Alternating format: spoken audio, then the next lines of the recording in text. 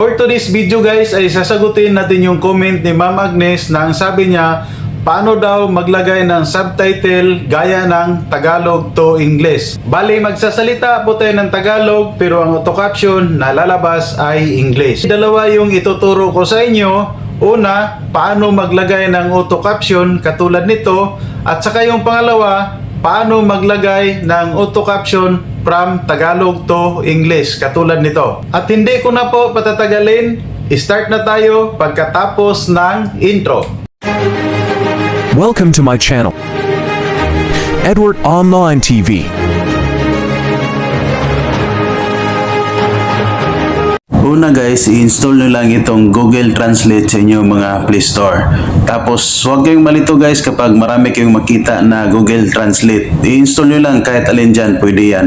Tapos punta na tayo sa ating CapCut. I-load lang natin ang ating video dito sa CapCut. So kapag balod mo na, dito sa baba meron pong caption. So itap lang natin yan. After mo matap yung caption, dito may lalabas na language. So palitan lang natin yan kapag hindi pa nakaset sa Filipino. Tap lang po yung language. Tapos dito, piliin nyo lang po ang Filipino. So tap yung Filipino and then back.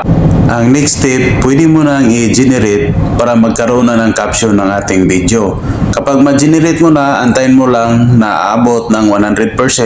Kapag 100% na, automatic po na mayroon ng caption ng ating video. At ganun lang kadali kung paano maglagay ng auto caption. Ang sunod naman ay lagyan lang natin ng design ng ating caption. So una nating pindutin ang fonts, tapos dito sa baba mamili lang tayo yung hindi naka-pro.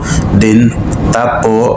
Tapos after nyan, i-adjust naman natin yung ating style. So pindutin lang yung style. Then madalas ko ditong ginagamit ay itong kulay green. So ito po yon. So tap lang po yan. And then ang susunod, i-adjust naman natin yung ating letter. So i-pinch lang natin ang dalawang daliri para medyo lalaki siya at mabasa ng mga manonood sa video natin. Yung iba naman guys, hindi ko na babanggitin para hindi na masyadong haba yung video natin. So proceed tayo sa susunod. Minsan naman sa auto caption na lalabas ay may mali at nangyayari talaga yon. So gawin natin, pwede nating i-edit yon at i-correct. Double tap lang po yung gusto mong i-edit. After mong mag-double tap dito, pwede mo nang palitan. Burahin mo lang yung mali tapos palitan mo ng panibago. So sa akin, ibabalik ko lang dahil sample lang naman to kung paano palitan ang mali na caption. So ngayon guys, proceed tayo sa pinaka main topic natin na Tagalog auto caption, tapos i-translate natin sa English. So yun po yung request ni Ma'am Agnes. Una guys, i-double tap lang natin yung gusto nating i-translate ng English. Pagkatapos mong ma-double tap, ganito na po yung lalabas. So ang gawin natin, i-highlight lang po natin lahat. So pagkatapos nating ma-highlight lahat, itap mo lang yung tatlong dot. Pagkatapos, i-scroll mo lang, makikita mo na dito ang translate. Then tap yung translate. Pagkatapos mong matap, ito na po ang lumabas. Ito po yung original natin na caption Tagalog. At dito naman sa baba, ito po yung na-translate niya ng English. So ang next step natin gagawin, pindutin lang po natin ang copy. Pagkatapos mo mapindot ang copy, i-back mo lang. Tapos highlight uli lahat and then pindutin nyo po itong paste. Pagkatapos mo mapindot yung paste, boom! Na-translate na po sa English ang ating Tagalog na caption. Tapos wag mo nang mag-skip guys dahil sa pangalawang translate ay may konting pagbabago. Halimbawa, lipat tayo sa susunod na i-translate natin. So ngayon ito po yung pangalawa na ating i-translate.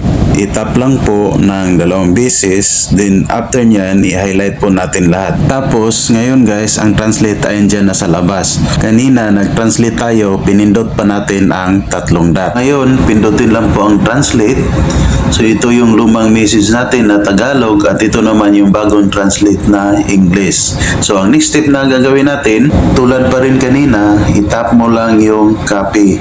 Tapos i-back mo and then i-highlight mo ulit lahat. Ngayon naman guys, ang paste ay dito mo mahanap kapag pinindot mo yung tatlong dot. At saka yung translate meron din. Pindutin lang po yung tatlong dot and then dito makita mo yung paste at saka yung translate. So proceed tayo, pindutin lang po natin yung paste. So ayan po guys no, na-translate naman natin ng English ang pangalawa nating ginawa. So ulit-ulitin nyo lang po ang step na yon hanggang sa mai-translate nyo lahat. And then pagkatapos, itap nyo lang ang export dito sa taas para masave na po sa ating gallery.